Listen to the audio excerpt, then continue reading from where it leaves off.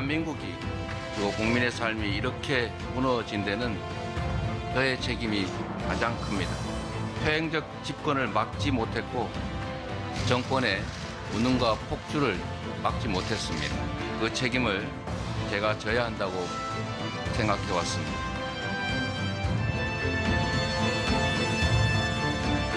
당 대표가 제1야당, 그것도 거대 야당을 이끌고 있으면서 직무를 유기하겠다는 것에 다름 아닙니다.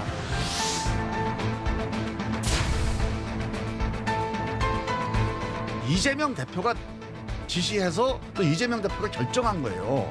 이런 식으로 결정한다는 게 이게 나는 상식적이냐.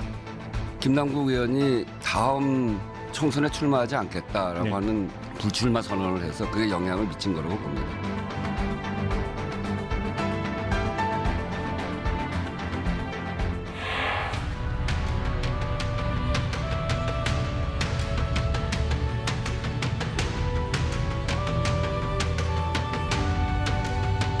무슨 외압이 있어서 뭔가를 사건을 축소하거나 은폐했다고 하는데 사건을 축소하거나 은폐하는 것이 구조적으로 가능하지 않습니다.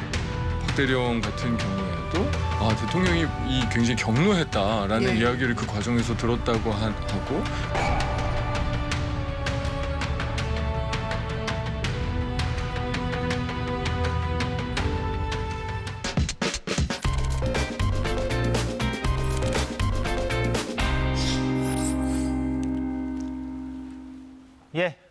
사사건건 김앤장이라고 이름을 붙였죠. 오늘도 두 분과 함께하겠습니다. 김성회 정치연구소 Y소장, 장성철 공론센터 소장입니다. 두 분 어서 오십시오. 네, 안녕하세요. 예, 반갑습니다. 자, 방금 들어온 소식이 있다고 지금 제작진이 저에게 알려왔는데, 지금 자막에 나가고 있습니다. 육군사관학교가 홍범도 흉상, 지금 논란이 되고 있는 그 흉상을 교외에 적절한 장소로 이전하겠다, 이렇게 밝혔습니다. 교외라 하면 학교 바깥으로 나간다는 것 같으니까. 그게 뭐 독립기념관이 지금 뭐 언급되고 있잖아요. 그러니까 그쪽으로 가지 않을까 하는 예상이 드는데, 아무튼 저런 입장을 밝혔고, 뭐 일부 보도를 보면은 국방부 앞에 있는 그 홍범도 장군 흉상은 그대로 둔다는 보도도 나오고 있고, 근데 아직 뭐 명료하진 않은 것 같아요, 입장이. 뭐 독립과 건국은 다른 문제다라는 그 본인들의 이념을 실천하는 과정이니까 좀 더 지켜보겠습니다. 그렇군요. 알겠습니다. 먼저 그 지난주 그 방송에서 김성회 수장께서 이제 발언하신 부분에 대해서 문체부가 자신들의 입장을 또 전해온 게 있습니다. 근데 제가 잠깐 좀 개념 설명을 먼저 해드릴게요. 이걸 좀 말씀드리기 전에. 그러니까 지난주에 후쿠시마 오염수가 안전하다는 내용의 정부 홍보 동영상의 조회수 문제를 저희가 얘기를 했었는데, 이 시간에. 사실 저희만 얘기한 건 아니고요. 왜냐하면 그 조회수가 1,600만 회를 넘었기 때문에 많은 시사 프로그램에서 어떻게 1,600만 회를 넘을 수가 있냐, 정부 홍보 동영상이.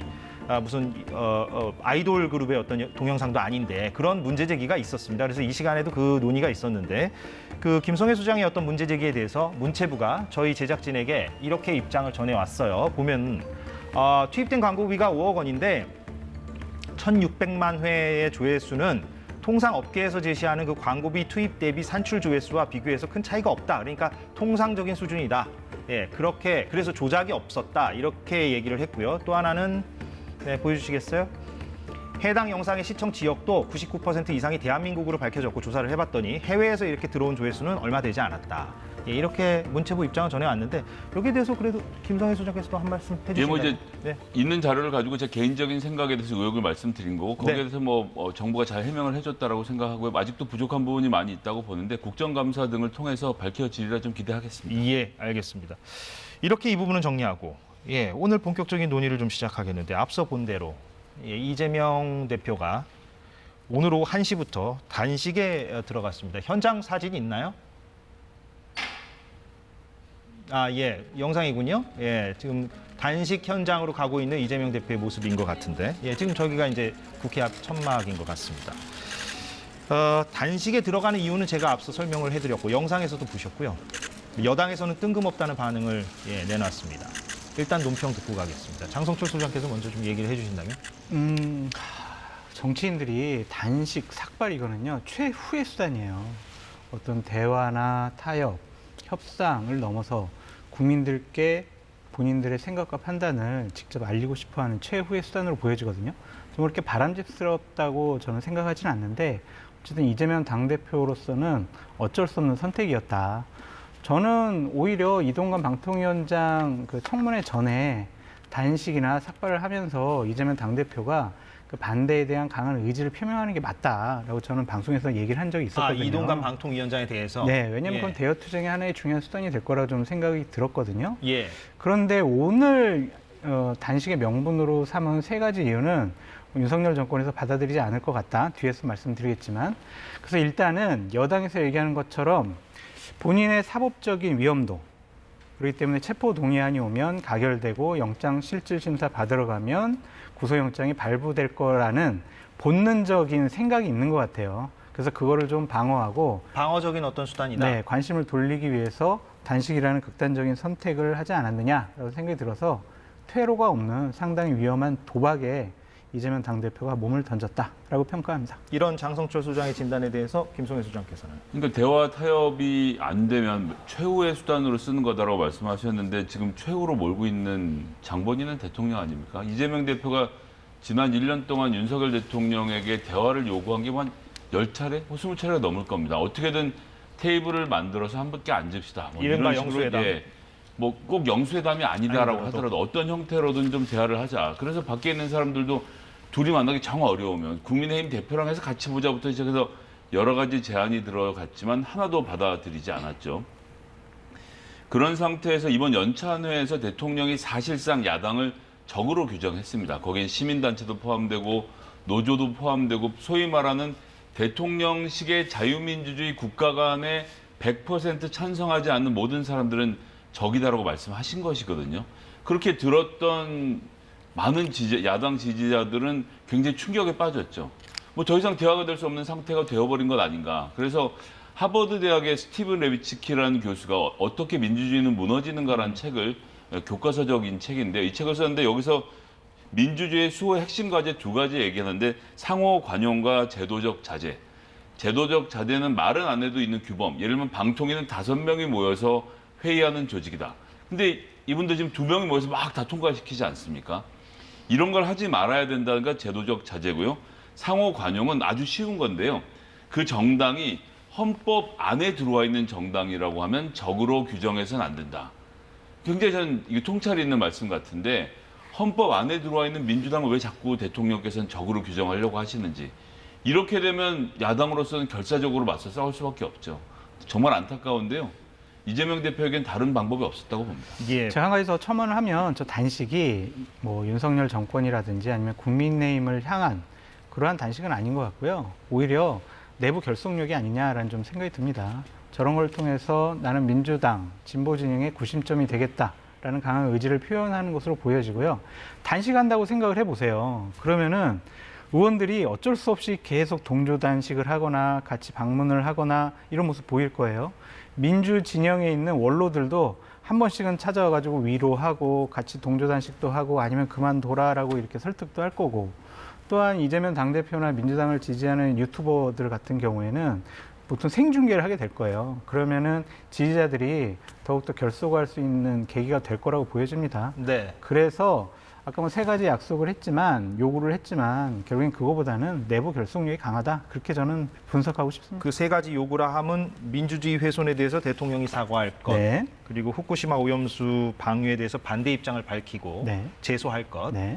그리고 전면적인 개각, 쇄신 이 부분. 이거 윤석열 대통령이 받아들이겠어요? 예, 받아들일 가능성은 적어 안 보입니다. 받아들일 것 같은데 저런 단식을 하면서 단식의 명분으로 이걸 삼는다라는 것은 저 단식의 목적은 다른 곳에 있다라고 분석할 수밖에 없습니다. 예, 이렇게 보는 시각에 대해서. 네, 내부 결속이라고 말씀하시는데 그럼 지금 당내가 막 갈라져 있고 예를 들면 지난번 워크숍 갔는데 이재명 대표 물러나라 더 이상 못 견디겠다 막 찢어지고 싸우고 이랬어야 되는데 전혀 그런 분란이 없었죠. 당내에서 이견은 항상 있고 토론을 하는 겁니다. 그런데 정해진 몇 명의 멤버들이 방송에 나가서 이재명 대표가 내려와야 된다는 주장을 하시는 것을 제외하면 이 민주정당이 이 정도 사이즈가 되면 안에 이제 커다란 분파들이 몇 개가 있거든요. 그런 메이저 분파들에서 그 누구도 이재명 대표를 사퇴하라고 이야기하지 않고 있고 내부가 내분이 있는 상태가 아닙니다. 그런 상태이기 때문에 지금 뭐 장성철 소장님 밖에서 보실 때 이제 그런 간절한 바람을 말씀하시고 싶겠지만 실제로 그런 문제가 아니라고 보여지고 3가지 요구 사항도 그냥 들어보면 국민들 입장에서는 고개가 사실 끄덕여지는 얘기거든요. 뭐 그런 정도 유감 표명하고 넘어가면 될 것 같은데라고 하지만 그걸 절대 하지 않는 대통령의 모습에 포인트가 있는 거죠. 그런 포인트를 드러내는 것도 이번 단식을 통해서 윤석열 대통령이 얼마나 지금 옹졸하게 국정을 운영하는지를 국민들이 아시게 될 겁니다. 그러니까 이럴 것 같아요. 그러니까 민주당의 비명계 의원들이 예. 연찬회 때라든지 아니면 지금 조용히 하고 있는 이유는 곧 뭐 검찰에서 체포동의안이 국회에 제출될 거다. 그럼 우리가 조용히 있다가 그냥 체포동의안 찬성하고 가결해가지고 이재명 당대표 영장 실질 심사 받으러 가게 하겠다. 그런 생각도 있는 것 같고요. 또한 이제 추석 이후에 여러 가지 이제 공천 시즌이 오게 될 거 아니에요.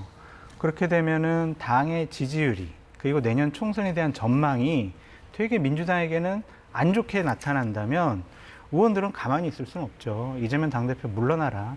시기를 보는 것이다라고 전 말씀드립니다. 그런 상황인 걸로 보인다. 예. 지금 그 검찰 얘기를 하셔서 이 얘기를 바로 해보죠. 뭐. 그 이재명 대표가 불체포 특권 내려놓겠다고 이미 밝혔는데 그런데 이번 달에 검찰이 뭐 구속영장을 청구할 가능성이 지금 언론에선 제기되고 있는데 이건 뭐 모르는 겁니다. 사실 가봐야 알긴 하는데 이번 달일지 다음 달일지 아니면 언제일지. 근데 만약에 검찰이 구속영장을 조만간 청구한다면 체포동의안 이제 표결에 들어갈 가능성이 높은데요. 회기 중이라면. 근데 오늘 체포동의안 가결을 동료 의원들에게 요구할 거냐 이거를 기자가 물었어요. 이재명 대표에게. 그래서 답을 어떻게 했냐면 구속 사유에 해당하는 게 있느냐. 예, 이렇게 이제 반문을 하는 식이어서 글쎄요. 이거를 어떻게 좀 해석을 해야 될까요? 아니, 그러니까 있는 예. 그대로 해석을 하면 됩니다. 예. 6월에 정당 대표로서 국회의 본회의장에 나가서 자, 체포영장 들어오면 영장 실질 심사를 받겠습니다. 끝! 문제 끝났잖아요. 예. 그럼 그냥 그대로 받아들이면 됩니다. 체포영장이 어떤 형태로 청구되었든 이재명 대표가 영장 실질 심사를 받지 않는 상황이 되면 국민들이 외면할 겁니다. 그런데 우리가 뭐 이런 경우는 어떠냐 저런 경우는 어떠냐 하는 질문 자체가 예. 당신이 지금 저지른 잘못이 구속 사유에 해당돼서 검찰이 영장 청구할 건데 어떻게 하시겠습니까? 라고 질문하면 영장 청구했나요, 검찰이 지금? 그런 냄새를 피우고 있을 뿐이지 않습니까? 예. 그런 질문에 대해서 왜 영장 청구를 기정사실로 놓고 정치인인 이재명이 답변을 해야 됩니까? 뭔가 요즘 분위기가 좀 민주당 내부에서 달라졌다라고 언론에서는 좀 보기 때문에 질문이 들어간 것 같긴 이제 합니다. 그런 질문들 계속 오늘이 아니라 어제도 하고 지난주에도 하고 지지난주에도 했지만 결론은 계속 똑같은 겁니다. 검찰은 본인들 생각하기에 구속을 시켜야 될 만큼 중대한 사안이라고 생각하면 영장 청구를 하면 돼요. 하지만 거기에 대해서는 어떠한 얘기도 없습니다. 그러니까 언론을 통해서 흘러나오는 이야기만 있지 자 이런 범죄 사실이 있기 때문에 제가 이것도 사사건건에서 말씀드렸는데 아니 428억 원을 꿀꺽한 중범죄자가 왜 길거리를 돌아다니게 놔둡니까? 검찰의 세계관 안에서는 구속영장 청구하면 되잖아요. 그러니까 대장동건 이미 수사가 다 끝나지 않았습니까? 하면 되는데 안 하고 있는 것은 검찰의 문제인 거지 이재명 대표의 문제가 아닌 거고 그러니까 당신한테 구속영장 청구되면 어떻게 할 거냐는 질문은 아니 뭘로 구속을 하는데요? 라고 되물을 수밖에 없는 상황. 다시 원래 얘기로 돌아오면 이재명 대표는 영장이 청구되면 영장 실질 심사를 받습니다. 이건 바뀌지 않았고 이건 바뀌지 않을 겁니다. 이 외에 다른 이야기들은 다 전 무의미하다고 생각합니다. 김성애 소장님 말씀이 맞으려면 이재명 당 대표가 구속 사유에 해당돼요라고 반문하는 것이 아니라 저는 이미 불체포 특권 포기했습니다. 그걸로 제 답변을 가름하겠습니다. 이렇게만 얘기하면 돼요. 근데 이렇게 자꾸 구속 사유에 해당되냐 뭐 이런 식으로 반문을 하니까 아직도 다른 해석을 낳는다. 네, 불체포 특권 포기 못했구나. 나 억울하다. 아유 정치 검찰 때문에 나 정말 힘들어요. 이러한 항변으로 읽혀지거든요. 네. 거듭 말씀드리지만 불체포 특권 포기한다고 하셨잖아요. 그러면은 다른 해석을 낳을 만한 말들을 하지 마시고요. 간단 명료하게 본인 얘기하시면 되고 친명계 의원들도 그래도 우리가 이재명을 지켜야 돼 이런 식의 얘기는 못하도록 해야 돼요. 안 그러면은 계속해서 저 같은 보수 패널 같은 경우엔 에이 말로만 특권 포기한다고 그러고 결국엔 그 뒤에 숨을 거예요. 그렇게 공격할 수밖에 없어요. 근데 저 말씀도 사실 이제 어폐가 있는 게 그래서 6월에 했잖아요. 영장 실질 심사를 받겠다. 그럼 제 예를 들어서 오늘 답변을 했다 칩시다. 다음 주에 검찰이 또 무슨 건으로 해갖고 다른 건으로도 구속영장 청구할 것 같다 하면 언론이 가서 또 물어볼 겁니다. 예. 그럼 또 대답을 하면 그 다음 주에 또 물어볼 거고요. 이 언론이 이 부분을 좀 집중해서 묻는 이유가 아마 이건 것 같아요. 회기냐 아니냐 때문에 그런 것 같아요. 그러니까 회기가 아닌 경우에는 사실 이재명 대표가 6월에 밝힌 내용이 있기 때문에 아마도 영장실질심사에 가서 발부 여부를 그러니까 이제 따져. 민주당에서 그 자체가 말이 회기인 경우에 그 자체가 말이 안 되는 겁니다. 왜냐하면 회기가 아니면요. 이재명 대표가 무슨 특권이 있다라고 영장 실질 심사를 안 받으러 갈 수가 있습니다. 네, 물론 그렇습니다. 그런 방법이 없으니까 방법 자체가 없죠. 이재명 대표가 영장 실질 심사를 받으러 가겠다고 말하는 것은 회기에 청구하면이라는 전제 조건이 있는 겁니다. 이미 거기에 깔려 있다. 당연히 그게 없으면 무슨 소리? 나는 민주당의 당 대표니까 이번 영장 청구는 거절하겠소. 하면 거절이 됩니까? 거절할 수 있는 상황은 회기일 수밖에 없고요. 회기에 나가겠다라는 것이기 때문에 국회 본회의장에서 말한 거 아닙니까? 국민들께 선언했는데 그거를 매주 똑같은 답변을 해야 된다고 하는 것은 보수에서 그냥 공격하는 것이고 언론에서 오늘의 뉴스를 생산하기 위한 일이지만 결론은 똑같습니다. 아니, 근데 과거에 약속을 많이 어기셨잖아요. 거듭 얘기하지만 대선 전에도 약속을 어긴 다음에 비판하시면 어때요? 아니, 계속 지금까지 약속을 어겨왔으니까 앞으로도 약속을 어길 거다라고 생각하는 게 합리적인 추론이지. 과거 약속을 지켰으면 저 이런 비판 안 해요. 그리고 민주당 의원들이 회기 중에 하세요, 비회기 중에 하지 마세요. 뭐 이런 얘기도 할 필요도 없어요. 그러니까 그런 얘기를 하는 이유는 검찰이 영장 청구는 하지 않고 영장 청구할 것 같다라는 이야기를 언론에 흘려서 언론이 오늘도 영장 청구, 내일도 영장 청구, 뭐 8월 초에, 8월 말에, 9월에 한다고 매일 보도를 해야 되니까 생기는 문제지. 그게 왜 민주당 책임입니까? 제가 정리해드리겠습니다. 검찰은요. 쌍방울 대북 송금 건과 병합을 해서 백현동 건까지 해가지고 한꺼번에 영장 청구한다니까 좀 기다려 보시고요. 제가 계속 말씀드렸잖아요. 그게 검찰의 공식 입장은 아니고요. 예. 그렇게 한다라고 뭐 보도가 나왔었으니까요. 검찰이 뭐 그런 거를 공식 입장으로 밝힐 주체도 아니고. 네. 그래서 제가 사실은 이 대목과 관련해서 서두에 영장을 청구할지 안 할지 자체도 모른다. 이렇게 제가 사사건건 진행할 때마다 이걸 전제로 깔고 있습니다. 왜냐하면은 아무도 모르는 거예요, 사실. 그런데 이제 김성애 수장 문제제기 하신 대로 언론에서는 이제 뭔가 날마다 이제 뉴스를 소화해야 되다 보니까 이런저런 얘기를 하는 측면도 검찰이 있고. 자꾸 흘리니까. 무슨 말씀인지 언론이 알겠습니다. 잘못이에요? 물어볼 수 없어요. 그럼 그러니까 당대표한테. 지금 민주화 운동합니까? 예를 들어서 이재명이라는 독재자가 있어서 검찰과 법원과 이걸 다 장악하고 있는 상태면 언론을 빌어서라도 검찰이 목소리 낼 필요가 있겠죠. 야당의 당대표일 뿐입니다. 언제라도 기소할 수 있고 언제라도 영장 청구할 수 있어요. 그런 법적 권한이 보장되어 있는데 무슨 87년 민주화 운동하듯이 독재 정권 타도하듯이 나올 필요가 없다고요. 검찰은 그냥 주어진 공무원의 역할을 하시면 됩니다. 영장 청구하라고요. 하지 말라고 합니까? 왜 자꾸 언론에만 얘기를 하냐는 할 거죠. 거니까 걱정 마시고요. 김성애 수장님께 여쭤보고 싶어요. 언론이 기자들이 왜 자꾸 이런 걸 질문을 하는지. 이재명 당대표의 말을 못 믿겠다라는 거 아니에요. 그게 언론 탓은 아니잖아요. 그동안 많은 약속을 해왔지만 약속을 지키지 않았으니까 이번에도 약속을 안 지킬 거야 라는 의심 때문에 계속 기자들이 물어보는 거잖아요. 기자들 잘못은 아니잖아요. 동어반복이니까 한 번만 더 하겠는데 검찰이 영장 청구할 것 같다고 언론사마다 돌아가면서 흘리고 그게 뉴스가 나오면 묻는 상황이 반복되고 있는 겁니다. 다음 주에는 또 검찰로부터 항의 받겠는데요. 우리는 흘린 적이 없다. 이런 식의. 일단 여기까지 열띤 토론을 좀 해봤습니다. 사실은 두 분 다 일리 있는 말씀을 또 많이 해주셔서 시청자 여러분들이 좀 판단하시지 않을까 하는 생각이 들고 약간 결이 다른 얘기인데요. 이건 장 소장께 좀 여쭤볼 필요가 있는데 그 전면 개각을 요구했잖아요, 이재명 대표가. 그걸 뭐 받아들일 가능성은 적어 보인다라고 말씀하셨고 사실 아마 대부분의 기자들도 그렇게 판단할 것 같습니다. 근데 방금 전에 속보는 나왔습니다. 어떤 속보? 추석 후에는 개각을 하겠다. 안 그래도 그거 질문을 드리려고 했는데. 대통령실에서 출마할 사람들, 그리고 이제 내각에서 출마할 사람들을 추석 후에는 좀 개각을 통해서 출마자들 좀 풀어주겠다. 그런 내용의 보도가 지금 나오고 있습니다. 아니 오늘 아침에 국민일보 단독 보도를 토대로 제가 질문을 드리려고 했는데 방금 전에 또 속보가 떴나요? 네. 그렇군요.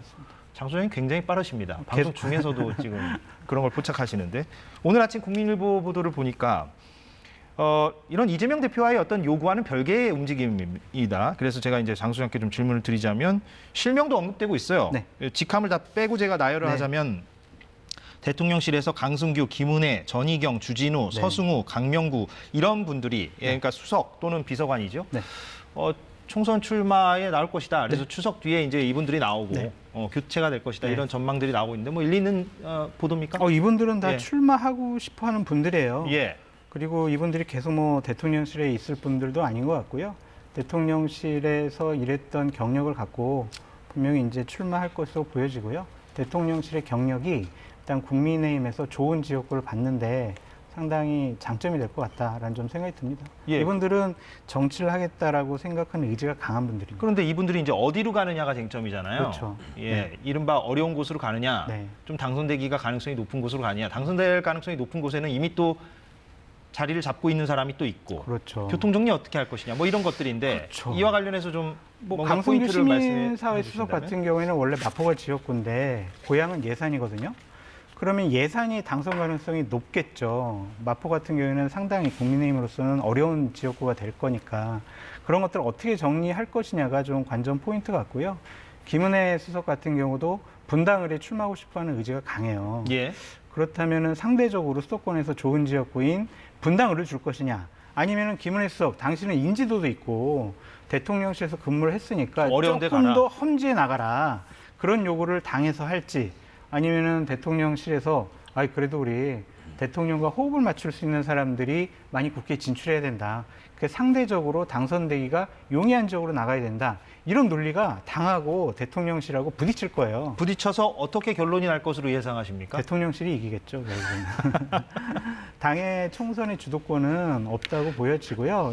물론 김기현 당대표께서는 모든 지역을 다 경선을 통해서 우리가 후보를 선출할 겁니다 라고 얘기를 하고 있지만, 당내에서 경선을 하더라도 좋은 지역구에 이분들이 출마하게 된다면은 당원들이 이분들을 선택할 가능성이 높다라고 볼 수밖에 가령 없죠. 주진우 비서관 같은 경우는 그럼 부산으로 간다. 그렇죠. 예, 네. 그런 식으로 대통령실에 어떤 무게가 더 실릴 것이다. 그 의견에. 그렇죠. 강명구 국정기획 비서관 같은 경우에는 지난번에 영등포에 출마하려고 했지만 이분 고향이 또 TK예요. 그럼 그쪽으로 나가고 싶어 하겠죠. 예. 그러니까 이런 것들을 김기현 대표가 잘 정리해야 될 것 같은데 예. 쉬워 보이지는 않습니다. 예, 숙제네요. 네. 이게 이제 수도권 위기론 내지는 인재 영입 풀과 관련된 얘기라서 뭐 국민의힘 얘기긴 합니다만, 예, 어떻게 좀 논평을 주시겠습니까? 일단 공직자 사퇴 시한은 90일입니다. 그리고 대통령실에 있는 것 자체가 권력이고 미디어에 노출될 확률이 높기 때문에 통상적인 경우는 좀 버티다 나오거든요. 근데 왜 일찍 나오는지를 우리가 좀 포인트를 잡아서 봐야 되는데요. 예. 첫 번째는 대통령실의 경력이 그렇게 크게 도움이 되지 않는 거죠. 수도권에서 특히. 제가 윤석열 정부를 이렇게 만든 사람이라고 말하는 것이 지금 수도권 민심에 도움이 될까요? 차라리 빨리 나오는 게 낫다. 빨리 나와서 딴 거 하는 게 낫다는 게 하나 있고요. 두 번째는 현재 현역 의원이 있는 곳으로 밀고 들어가겠다라는 생각이 있는 겁니다. 그냥 애시당초부터 딱 전략공천으로 가서 넣을 것 같으면 지금 나올 필요 없고, 연말에 시국이 이렇게 혼란스러우니 여기는 대통령실이 장악하겠다라고 해도 되는데 통상적으로 그렇게 해왔고, 근데 이렇게 움직이는 것은 해당 지역에 상당히 치열한 경선이 혹은 현역 의원이 있는 지역에 가서 추석 전후로 해서부터 몸을 움직이면서 지역사회의 좀 민심을 살피겠다는 얘기거든요. 스킨십을 가져가겠다. 예, 그래서 저는 제가 뭐 정확히 지역을 어디로 꼽을 필요는 없겠지만 예. 이 출마하시는 분들이 다 국민의힘 현역 의원이 있는 조금 안정적이면서 국민의힘 현역 의원만 경선에서 젖히면 되는 쪽으로 가기 위해서 먼저 나와서 빠르게 움직인 거다. 김은혜 수석이 어쨌건 안철수 현역 의원이랑 붙으려면 지금부터 나와서 분당 가서 부지런히 밭을 갈고 해야 될 거 아닙니까? 뭐 이제 그런 경우들을 상정해서 먼저들 나오시는 게 아닌가 이렇게 보여집니다. 짧게 뭐 동의하십니까? 네, 대체로? 뭐 동의하고요. 예. 저렇게 해야 신인들이 일단 그 지역에서 정착할 수 있는 시간적, 물리적인 시간을 확보할 수가 근데 있어요. 이런 흐름이 네. 국민의힘 총선 전략에는 도움이 될 거냐, 아니면 마이너스가 될 거냐? 물론 이거 가정을 거듭하는 거지만. 제가 참 비하하는 것은 아니지만 국민의힘으로서는 공천과 관련된 총선 전략은 있을 수가 없다고 봐요. 그건 무슨 의미입니까? 그러니까 예를 들면 이런 거죠. 이제 강서구청장 보궐선거가 곧 있잖아요. 예, 10월에. 당 지도부의 방침은 이번에는 귀책 사유가 우리에게 있기 때문에 이번에 강서구청장 국민의힘 후보로 공천 안 할 거야. 이렇게 지금 방침을 내세우고 있거든요. 근데 만약 대통령실에서 뭔 소리야. 지금 김태우 내보내야지. 3일 복권까지 시켜줬잖아. 그리고 어쨌든 그 지역에서 활동을 했고 전직 구청장이니까 당선 가능성 김태우 말고 누가 있어. 그래도 한번 해봐야지. 공천 줘. 라고 압박이 심해지면 그거를 김기현 지도부가 안 된다라고 할 수가 있을까라는 좀 생각이 있어요. 그래서 많은 전략을 내세우겠고 김기현 당대표가 수도권에서 우리가 승리를 하기 위해서 식고초려해서라도 인재를 영입해야 됩니다. 라고 말을 했잖아요. 근데 그 인재 영입할 사람도 별로 없는 것 같지만 인재 영입하려고 하는 그 좋은 지역구에 대통령실에서 이 사람들은 여기서 경선 붙이든지 전략 공천해야 돼라고 했을 때 과연 그걸 운신의 거부할 수가 폭이 있냐 이거죠. 줄어든다. 그러니까 솔직히 총선 같은 경우에는 인물 공천이 상당히 총선 전략 중에 중요한 포인트인데 예. 그거에 대한 주도권이 전 당 지도부에 있지를 않다고 봐요. 예, 그게 김기현 지도부의 어떤 숙제가 되겠군요. 한계라고 볼 수 있겠죠. 알겠습니다. 여기까지 하죠. 다음 사안을 좀 넘어가겠습니다. 김남국 의원이요. 예, 민주당을 탈당해서 이제는 무소속입니다. 그런데 어제 뉴스 보셔서 아시겠지만 국회 윤리특위 소위에서 3대3 결과가 나오면서 제명안이 부결됐습니다. 그런데 저희가 준비한 그래픽이 좀 있는데요. 좀 잠깐 좀 보여주시겠습니까? 그 절차와 관련된 그래픽을 저희 제작진이 준비해 주셨는데, 그러니까 징계를 내릴 때 저런 절차를 밟습니다. 그러니까 윤리심사자문위원회가 권고를 하는데 이미 제명하라고 권고를 했죠. 김남국 의원에 대해서. 그런데 어제 윤리특위 소위원회에서 표결을 했는데 말씀드린 대로 3대3이 나와가지고 부결이 됐습니다. 근데 만약에 이게 가결이 됐다면 윤리특별위원회 전체 회의로 가서 표결을 하고 여기서 통과되면 본회의까지 가야 되는 거죠. 예, 그렇죠. 국회의원 네. 그 배지를 맞습니다. 떼는 문제니까. 맞습니다. 예, 근데 이제 소위에서 부결이 됐기 때문에 전체 회의를 이제 안 가게 된 거고요. 근데 국회의원 징계는 어떤 게 돼 있냐면요. 경고가 있고 사과가 있고요. 30일인 출석 정지가 있고 제일 높은 게 이제 제명이에요. 예, 이렇게 이제 돼 있는데 그럼 이제 앞으로 어떻게 될 것이냐 하는 부분에 대해서 잠깐만 설명드리면 뭐 언론 보도를 보니까 제명이 지금 물 건너갔으니까 불가능하죠. 예, 다른 수위의 징계안이 이제 소위에 올라와서 이제 좀 시간이 걸리겠죠. 네. 예, 논의가 될 것이다. 이 가능성이 가장 높아 보인다. 이런 전망이 나오고 있고. 무의미해요. 예, 어제 결과에 대해서 좀 두 분 논평을 좀 들어보죠. 예. 이재명 당대표가 저렇게 지시했을 거라고 보여져요. 아, 이재명 당대표가 지시를 했다. 네, 어쨌든 김남국 의원은 되게 아끼는 동료 의원이었고 또한 김남국 의원을 제명하는 의견을 민주당 의원들이 찬성을 하게 되면 지지층부터 흔들릴 거다라는 좀 판단을 한 것 같습니다.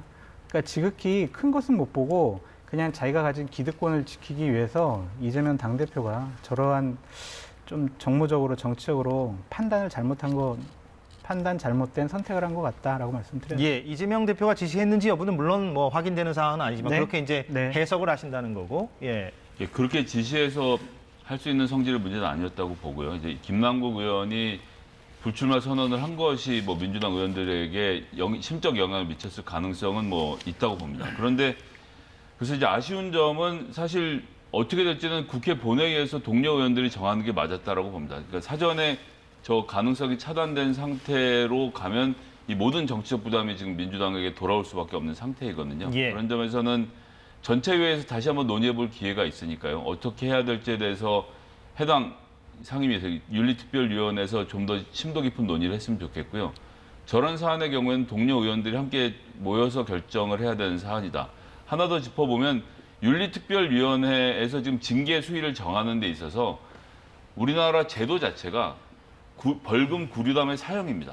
그러니까 제도가 너무 중간이 떠 있다는 것이 현실적인 문제가 있기 때문에 예, 점핑이 되죠, 완전히. 예. 중간에 실질적으로 좀 징계를 줄 수 있는 방법에 대해서 고민을 하는 것도 있어야 되고, 근데 기본적으로는 유권자에 의한 선택으로 도태되는 정치 시스템이기 때문에 징계가 잘 만들어지지 않은 측면도 있거든요. 뭐 그런 것까지 전반적으로 고려해야 될 텐데 소위원회에서 이렇게 모든 것이 결정돼 버린 점은 좀 아쉽네요. 예. 근데 민주당으로서는 만약 김남국 의원을 과감하게 도덕적으로 윤리적으로 국회의원의 양심에 반하는 행동을 했기 때문에 네. 징계합니다, 제명합니다라고 결정을 했으면은 국민의힘을 상당히 곤혹스럽게 할 수 있었을 것 같아요.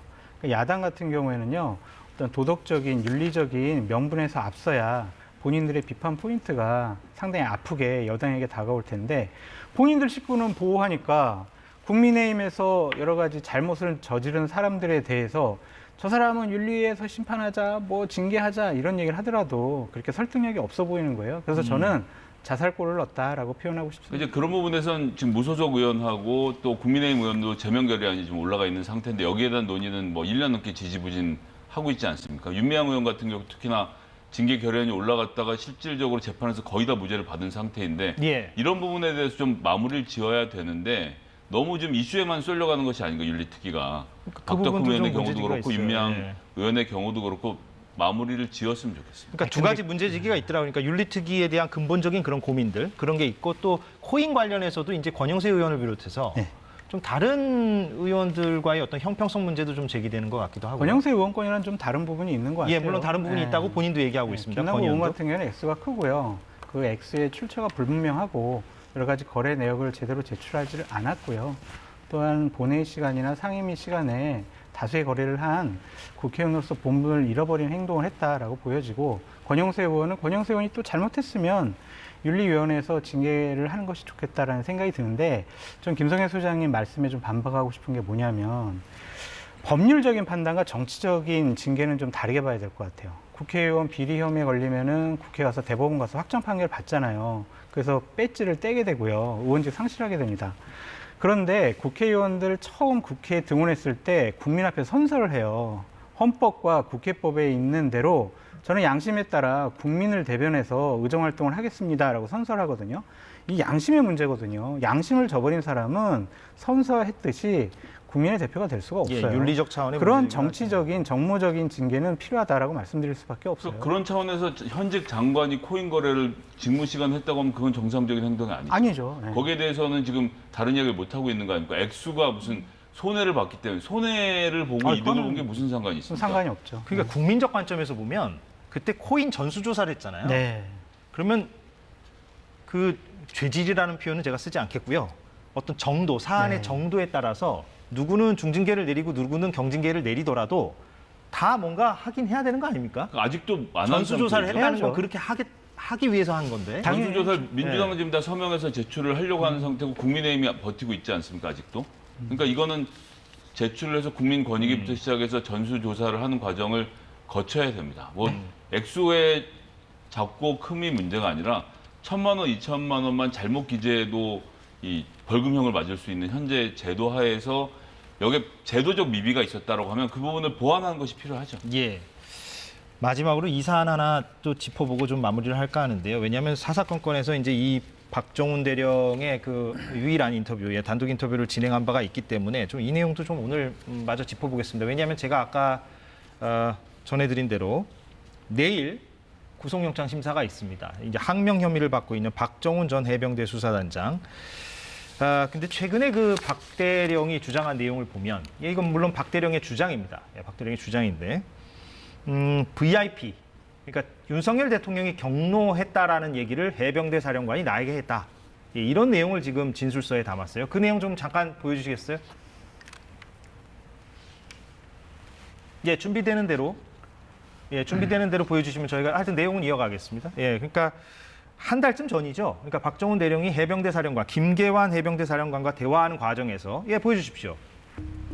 왜 자꾸 이첩을 보류하라는 것이냐라고 문제 제기를 했는데 그 사단장이 들어간 부분에 대해서 VIP가 경로했다. VIP는 윤석열 대통령을 얘기하죠. 그렇게 해병대 사령관이 설명을 했다라는 거예요. 물론 박 대령의 주장입니다. 그래서 VIP가 정말 맞냐? 끄덕끄덕. 이렇게 했다는 거예요.